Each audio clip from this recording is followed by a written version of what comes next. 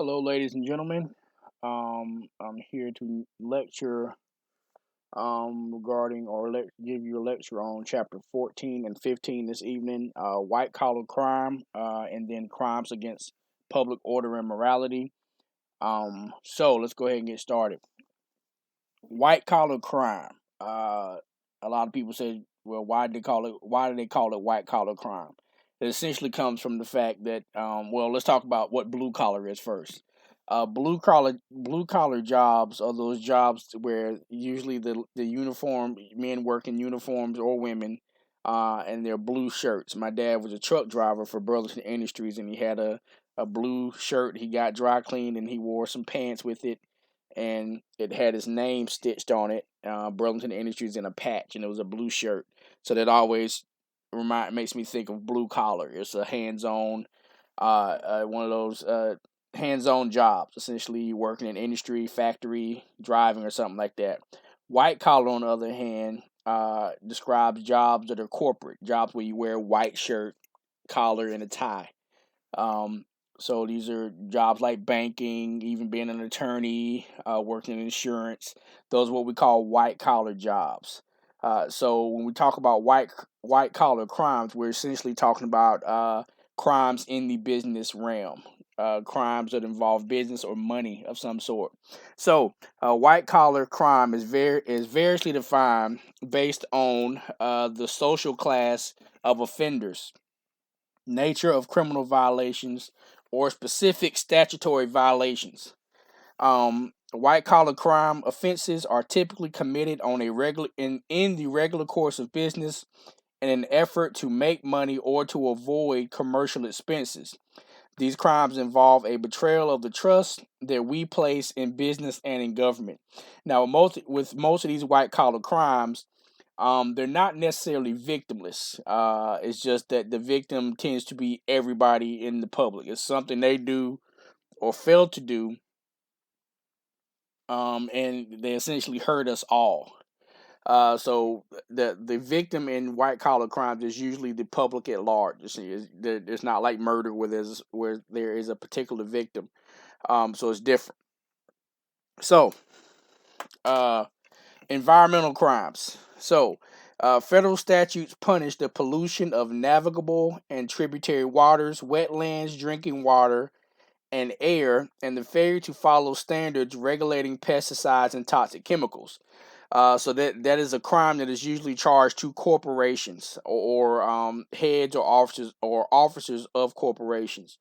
So their failure to maintain wetlands or maintain their factories to keep it safe for everyone, um, can get them penalized. So essentially, when they cut corners, and that's usually what it is. So remember what we talked about in a few sentences before.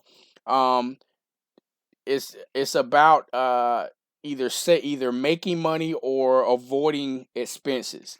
For a, let's say, Duke Power, not to pick on them, but I know there was the issue about their coal ash deposits, and I believe it was in eastern North Carolina, and it was causing pollution. Um, for them to have disposed of the coal ash correctly and maybe gotten it shipped somewhere away from where it would have been a problem, or um, an intoxicant or pollutant to the local community, would have cost them money. That would have been another cost. So when they essentially tried to sneak and put it in the water supply, I believe that's what they were accused of. That was nothing more than a tactic to avoid cost. That's essentially the nature or the spirit of all these white collar crimes. Is business and rich people trying to make more money or trying to keep from spending money. So they're trying to either put more money in their pockets or keep from having to pay money out. That's what it's all about. It's essentially the selfishness of people of a certain class, trying to maintain and get more, at the expense of everyone else. So the next crime, occupational health and safety, or OSHA as they call it. The Occupational Safety and Health Act criminally punishes willful violations that result in death. What does that mean? So, uh, these two crimes we just talked about, environmental crimes and definitely occupational health and safety violations, um, are usually violations committed by corporations. So um, once again, we talk about cutting corners. A lot of times, one of the main corners that are usually cut by corporations is the corner of, or I don't say corner, or the duty to protect workers while they work. Of course, it's always going to cost more to maintain a safe work environment. To make sure exits are or exit signs are up so people know how to get out. To make sure that temperature and things like that, especially in factories, and make sure a factory is safe. That does cost. So a lot of times they want to cut corners, and in doing so, stuff happens, accidents happen, and you're never going to stop accidents from happening, even in situations where you've done everything. But when you cut corners and it causes accidents to happen, and upon further investigation, they found out that it was something that the corporation was supposed to do to make the work conditions safer, and they failed to do so. In that situation, they can be held criminally liable. Now, you say, well, what are they going to do? Send the corporation to jail? No. Now, some of the officers of the corporation can be penalized. Of course, if they figure out that they had something specifically to do with what happened. But normally, the corporation is fined. The corporation can also be sued as well. So not only will they be in trouble on the criminal side, but they could possibly face civil liability. So, securities fraud. Federal prosecutions for security fraud focus primarily on insider trading, use of corporate information and data not available to the public to buy and sell securities or stocks and bonds. What does that mean, and why is it a white collar crime? When we talk about white collar, essentially being denoting a class, instead of a working hands-on manual labor class, it is the corporate class, people that wear the white shirts to work and tend to work in money and have money. Um, when we talk about securities fraud, this is those people that have inside information. So, regular Joe Schmo like me or you could easily get online and buy stock. We could trade on the Nasdaq or the New York Stock Exchange every day and buy commodities, buy stocks. But if I am a CEO or I'm a high up in certain companies because of who I am, because of the country club I belong to, I may be able to get information, and I have access to information that the regular Joe Schmo doesn't have when they're making decisions on buying and selling stock. So if I'm tipped off, or I give a tip, let's say I'm the CEO of a company, and I make a decision, um, you know, sell the company, or I know something's coming up that's going to take away from the value of my company, but it hasn't gone public. No one else knows, but I call the homies and say, hey, you might want to dump all this stock you got because we're about to take a hit. We got competition, or this has happened. One of our products got returned, or we got liability from a product we made and it's not going to go well. So you might want to sell your stock and cash in while you can, because it's going to go. Cause the stock value is going to plummet.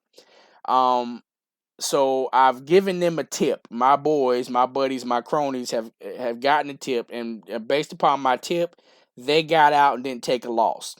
Meanwhile, 3 days later, when everything hits the fan, everyone else in the public who bought my stock, who didn't have access to that information, now they take a hit. That is insider trading. So it's exactly what it is, insider. People that are on the inside and have access and privy to information, and making decisions to buy or sell based upon that information, before it is shared with the public.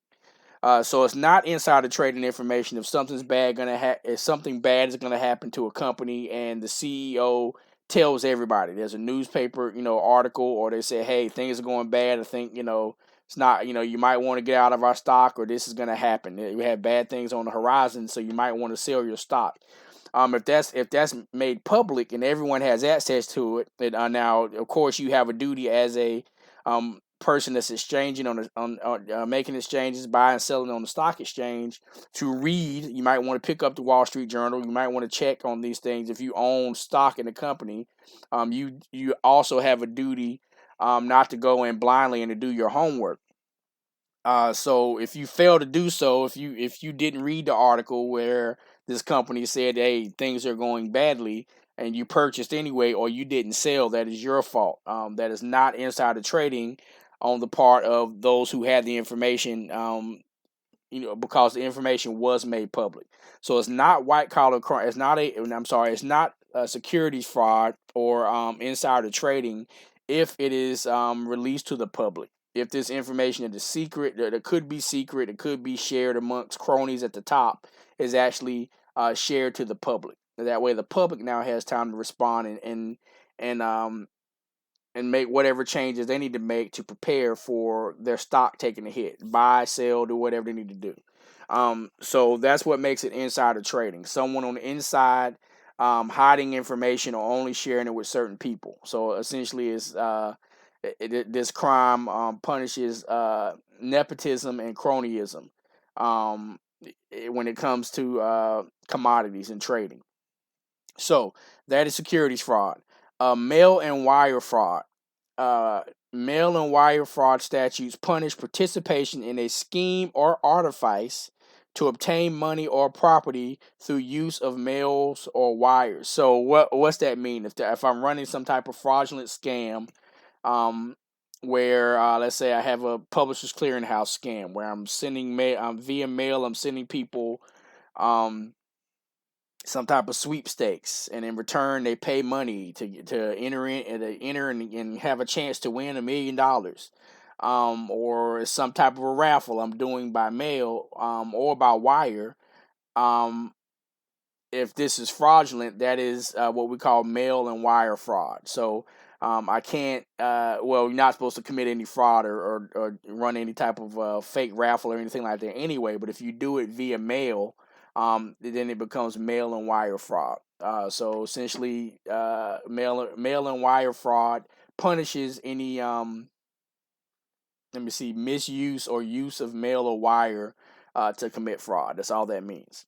So the Travel Act, the next crime, or the next, crime. The Travel Act prohibits interstate or foreign travel or travel on any facility in interstate or foreign commerce with the intent to distribute the proceeds of unlawful activity, to commit a crime of violence or further an illegal activity, or to promote an unlawful activity.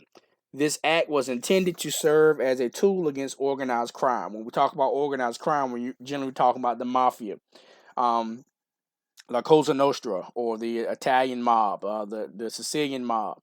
Um, Back in the day, of course, and I know I'm going to go off on a tangent, but if you ever watch mob movies or study, read books, the drug game was kind of a no-no in the mob. That would get you what they call whacked. So, but the mob always had their hand in other things where they can make money. So if it wasn't drugs, but it would be like construction, getting construction contracts through companies and finding ways to funnel money or make more money.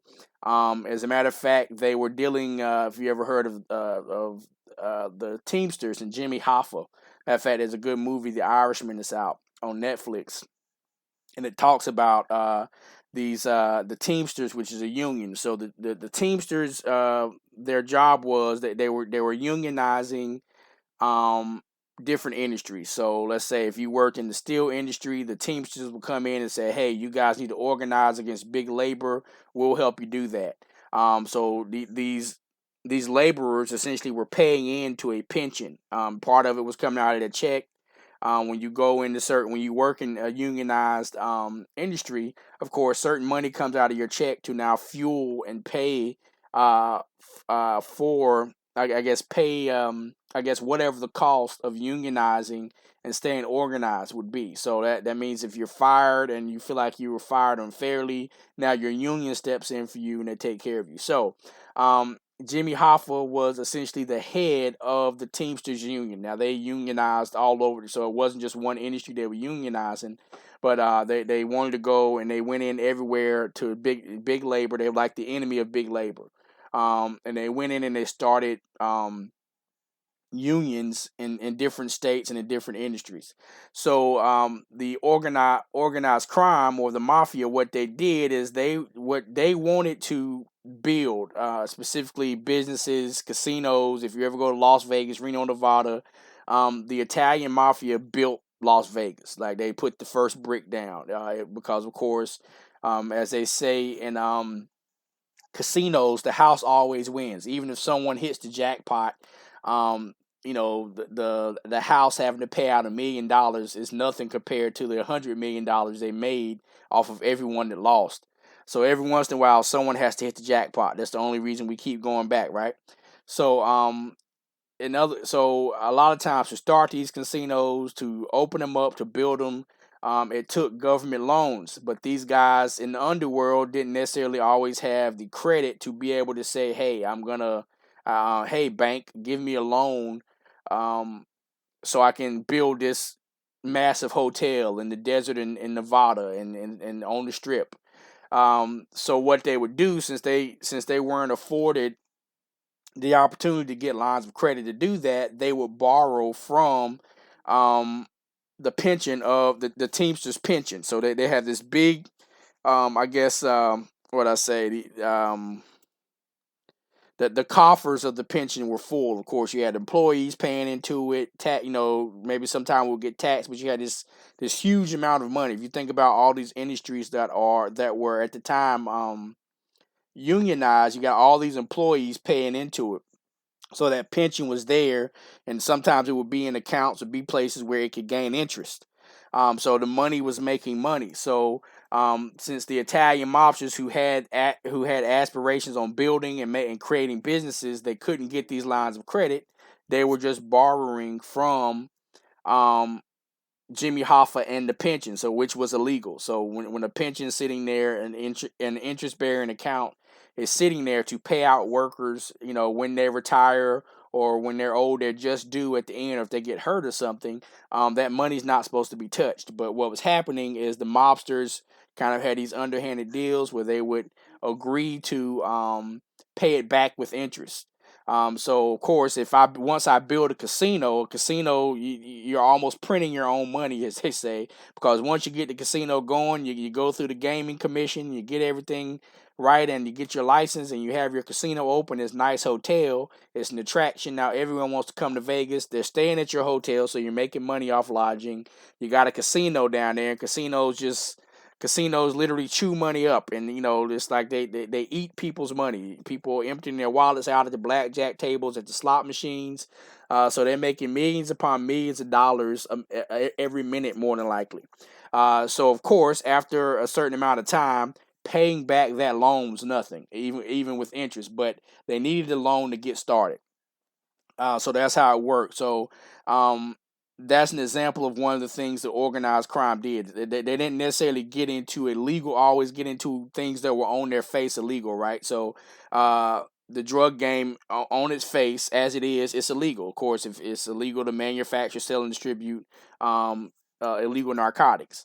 So it wouldn't always be stuff like that. It would be industries where they could kind of skim off the top and do stuff like that. So of course, they also had their hand in interstate trucking and travel, so getting goods from place to place, fencing goods.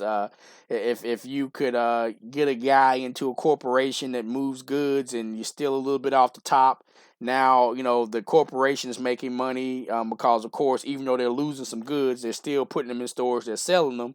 But if you committed a heist on a truck full of products and you skim some off the top, now you're selling them on the street or the black market, and you're making money as well. So that stuff like that happens. So this Travel Act was created to directly go against organized crime. So those are just some of the things they did. So in the definition that the book gives, or the explanation of the book gives, they talk about interstate commerce and travel. That's essentially how money was made. If you can control trucking, and guess what else is unionized? Trucking. So trucking was unionized. So it's crazy how organized crime works now. And these days, everything's about drugs. But there was a time where they were making money hand over fist, and it had nothing to do with the sale of narcotics. Now, of course, narcotics was something that they said, hey, we're it's probably making more money than we make in casinos. Now, it was higher risk, but um, that's why everyone got into narcotics. Even the Italian mob at some point, they were always hesitant to do it. They felt like that was kind of below them. But when you see the money that's being made, they said, hey, we're jumping in on that too. So, but that's my mob movie, a mob teaching moment of the day. Watch those movies. Watch movies like Goodfellas, The Irishman. It'll give you an understanding of how organized crime worked in America, even an understanding of the power, the political power they had. If you ever watched The Godfather, now The Godfather is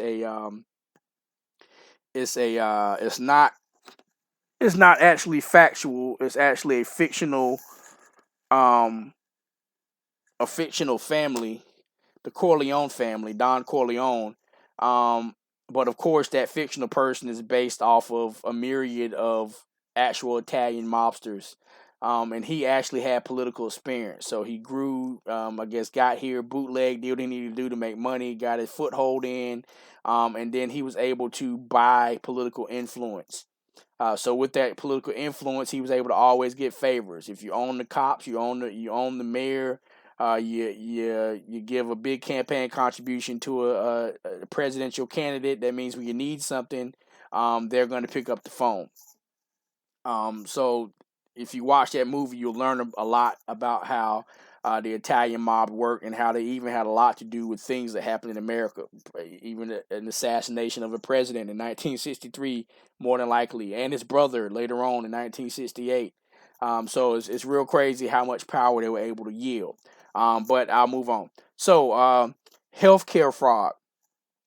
The healthcare fraud statutes punish individuals who knowingly and willfully execute or attempt to execute a scheme or artifice to defraud any healthcare benefit program or to fraudulently obtain money or property from any healthcare benefit program. So essentially, if you got Medicare, Medicaid, and they ask questions about what your health status is or something like that to determine whether or not you qualify for benefits, and you lie to get the benefits, that is an artifice. That is a lie.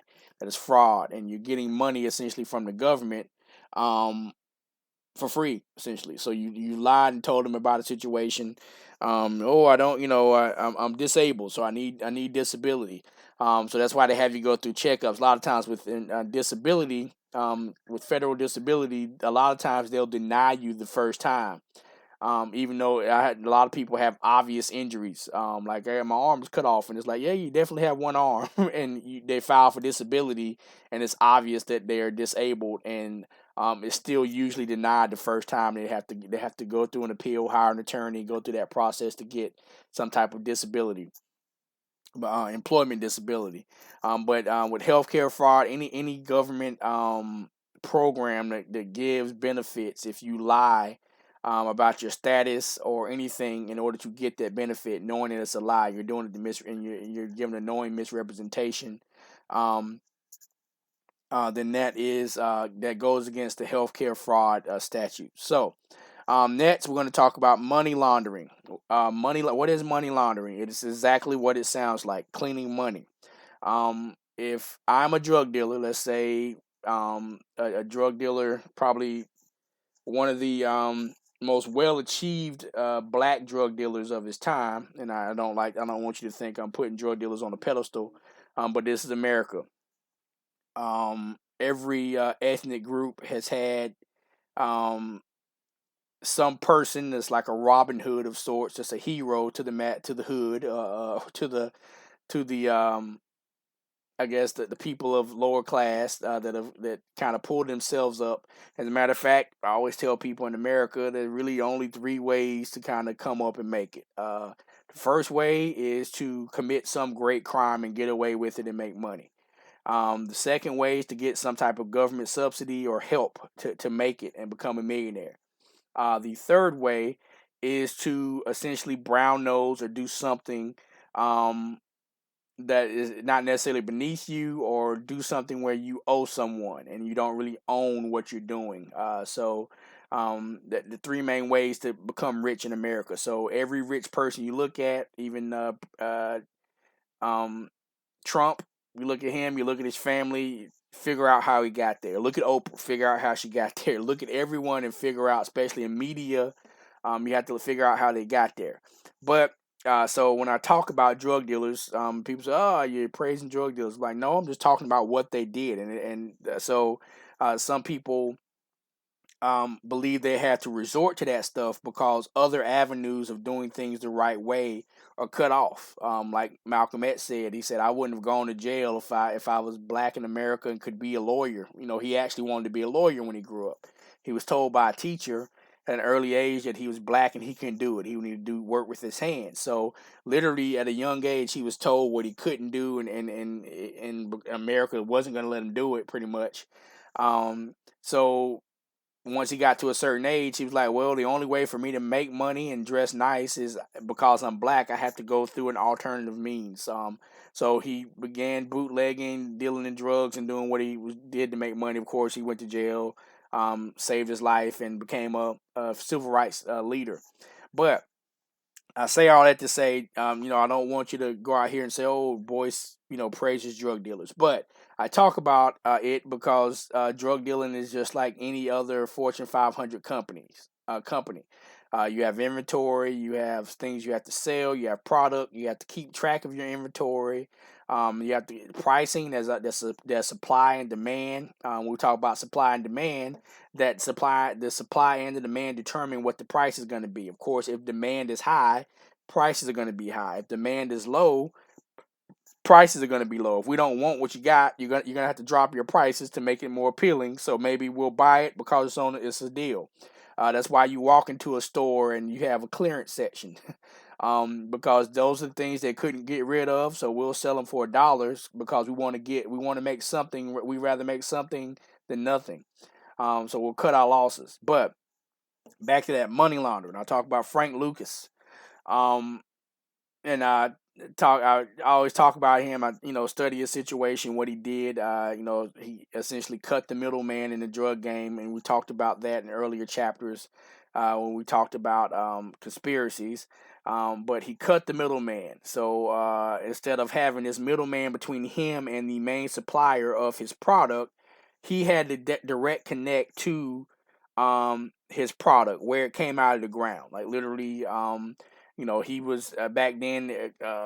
Cocaine wasn't a widely used drug because it was a drug of the opulent. Essentially, you had to be rich to have cocaine. Crack wasn't around yet. They hadn't invented a way to smoke cocaine through crack, so they hadn't invented crack yet. So talk about the 60s, 70s. Before that, heroin was the cheapest drug at that point. Now, of course, in these days, it's actually made a resurgence. It's back. But back in the day, heroin was the what essentially the cheaper. What, not necessarily saying it was cheap, but it was definitely cheaper than cocaine, so it was more accessible.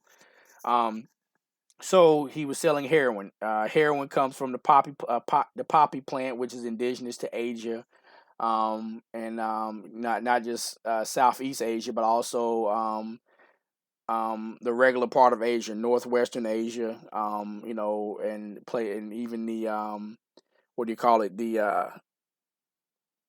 Arabian Peninsula, the Arabian area. That's even Afghanistan. They are one of the number one producers of opiates or opium. So of course, he during the Vietnam War, he had a connect where he was literally getting the heroin straight from where it grew and was processed. So he didn't have to go through two or three people to get it to him. He was getting it directly from the field where it was grown in Vietnam. It was put on a plane and the U.S. government had no idea that they were essentially mailing his drugs to him because he had someone on the inside that worked with the shipment of dead bodies. That's one thing Vietnam produces: a lot of dead people. Dead soldiers their bodies were getting shipped back to America, and within those shipments of bodies and caskets and the crates, the drugs that Frank Lucas was selling, it was inside that. So literally, he had no cost. America, he paid a guy to hook it up, but he had no everyday mailing and transportation expense for his drugs. So once the drugs got here, then he now had to figure out how to legitimize his drug money. So the drugs get here, you process it, and it's on the street. You're making all these millions upon millions of dollars, probably a week. Um, and you're gonna get extremely rich extremely fast. So if there's someone called the IRS, the government, they're gonna look at how you're getting this money. And that's one thing about it. You can walk up with cash and go to a car lot and buy a car. A car is almost like a good, right? It is a good. It's just a very big good you can crank up and drive off with. You can walk to any car lot. If the car costs 22,000 and you got 30,000, you can walk up and say, "Hey, I want to pay cash for this car."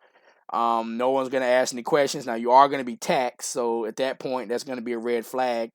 Because there's tax tag and title, all the stuff you got to get for the car. You pay for it, but let's talk about real estate. When you want to get a home or you want to get land, that you can't do that with cash. If you can do it with cash, but red flags are gonna come up, and Uncle Sam's gonna be like, "Whoa, where'd you get all that money from? You just got $200,000 to buy land and build a home in cash. How do you do that? Everyone else is financing. So now we're gonna tax the crap out of you because you got money. So you can't. So in the drug game, you can't just say I made 2 million today. I'm gonna go buy and build a house for $300,000, which is definitely affordable if you make 2 million a day or something like that. But what you have to do is not, because when you start getting things that we want, the reason these guys sell drugs and do this is because they want to live the American dream like everyone else. They want to get out the hood. They want to have a house and nice stuff, just like everyone that went to college and did it the more conventional way. So, but they still can't just do that because they still have to legitimize the source of the funds. That's what money laundering is. What they're doing money laundering is they now create a source to run the money through, a business, a legitimate business, and you're now funneling the money through that business. So when the government asks, "Where'd you get that money from?" you can say, "Hey, I own a barbershop." And a lot of times they use cash heavy businesses. Some businesses, like in retail that they do bring in a lot of cash. But with the thing about retail, there's also inventory. So they can always say, well, you had this many microwaves on your shelves. And you sell your microwave for this amount. So if you got 200 microwaves and you're selling them for $100 a piece. That's expensive for a microwave, but and you sold out of microwaves. That what I think. What let me do the math. That's like $20,000 or something like that. But so they're gonna say, well, why do you have $70,000?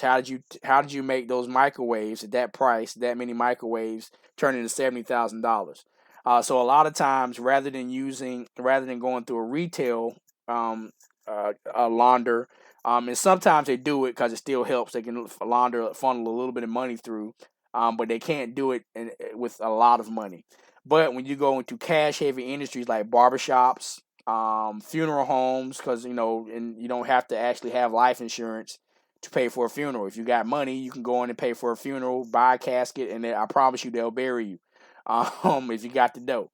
Um, but there's certain cash heavy industries like salons and barbershops, funeral homes, stuff like that.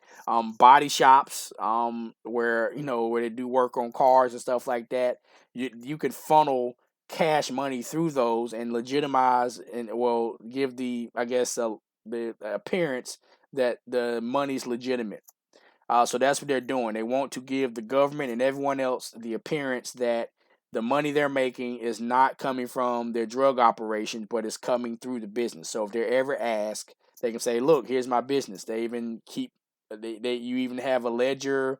Usually, you have an accountant that knows how to do it. To launder money, you got to have a good accountant that is willing to be in it with you. You got so. Um, But that is money laundering. It's clean. It's making the money look clean. So taking it through a legitimate source, so that when people ask questions, you can say, "Hey, I don't sell drugs. I own a business. I own a suit store. I own this. I do this. I do that." So that is money laundering. So money laundering is a financial transaction involving proceeds or property derived from an illegal activity. So the book kind of has an incomplete definition. So essentially, using dirty money, funneling it through a legitimate source, and so it comes out clean on the other side. So you can now explain yourself. That's what money laundering is. It's laundering, cleaning money. Sometimes, if you ever watch Power, you watch that show.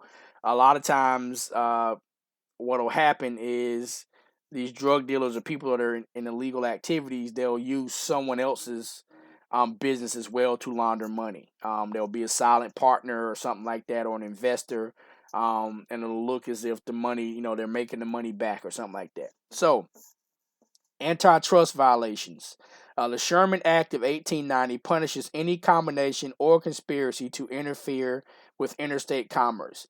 Now, when we talk about antitrust, in 1890, between 1890 and like the 1920s, there was a big boom in industry. Of course, the country was growing. New York became a city that was big, but it went vertical.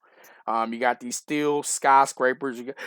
You got concrete, and so essentially these things. You got the railroad that was growing. You had the network of railroads, roads actually being built.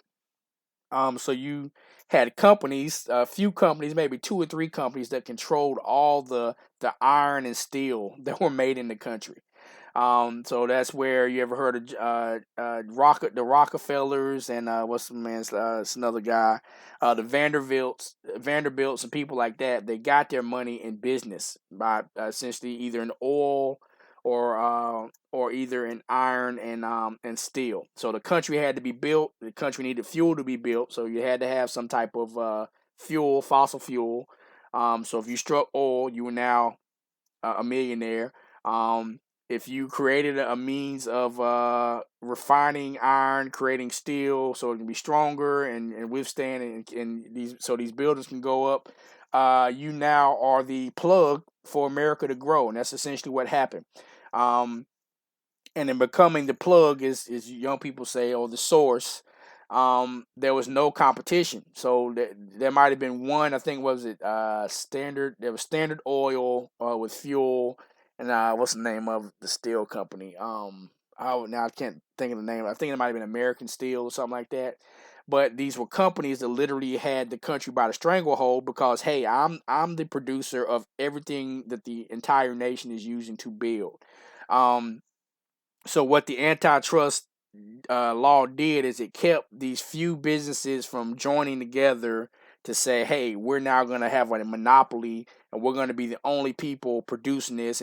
So that means we're also going to jack up and control the price, which now affects interstate commerce. So anytime we're talking about commerce, it's not just moving and going back and forth. We're talking about the trade and buying and selling of goods in the market.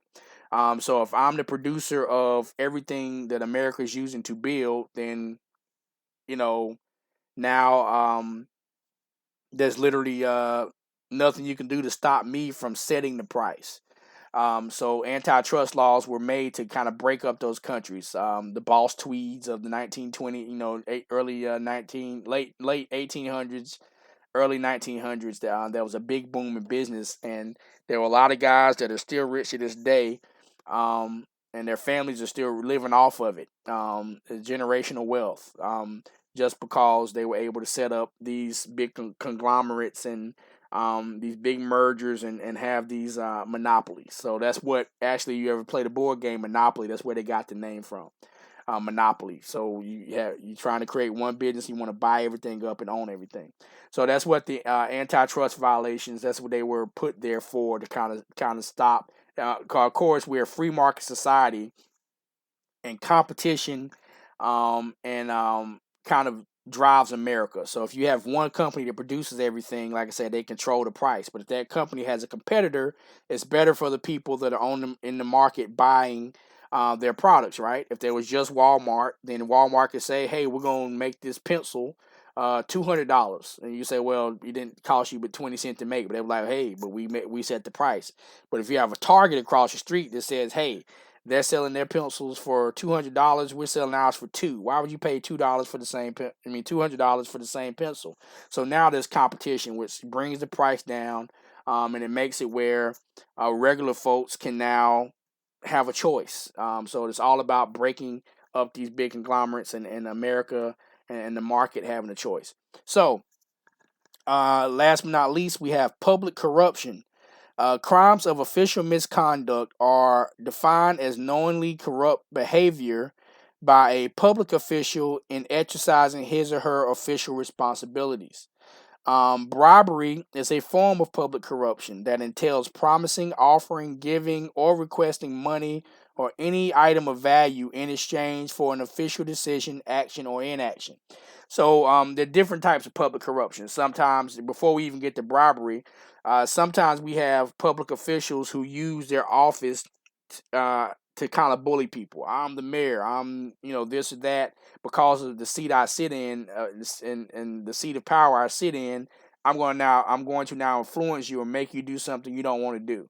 I'm going to make you an offer you can't refuse. If you don't do it, then I'm going to make your life a living hell because I'm the president.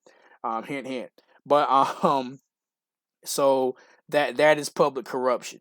That's a form of public corruption. It's bullying.